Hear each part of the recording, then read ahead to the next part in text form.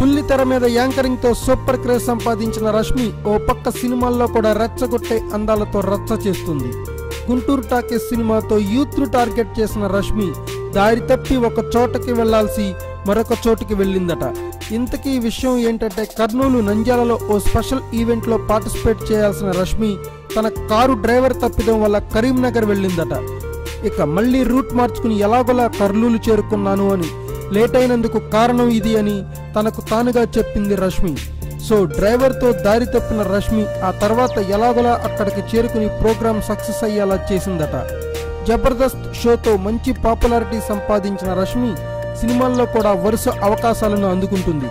Chance దొరికితే stars సినిమాలో item song అయినా చేస్తా అంటున్న రష్మి అందుకోసం ప్రయత్నాలు కూడా మొదలుపెట్టింది. ఈ మధ్య వరుస సినిమాలతో బిజీగా మారిన రష్మి అవి పూర్తి చేసుకుని ప్రస్తుతం ఖాళీగా ఉంది. మరి ఏ స్టార్ హీరో రష్మిని ఎంకరేజ్ చేస్తాడో చూడాలి. ఇప్పటికే 2-3 హీరోల సినిమాల్లో ఐటెం సాంగ్ కోసం ఆమెతో సంప్రదింపులు చేశారట. అవి ఏంటి అనేది త్వరలోనే తెలుస్తుంది. Thanks for watching. Please subscribe our channel.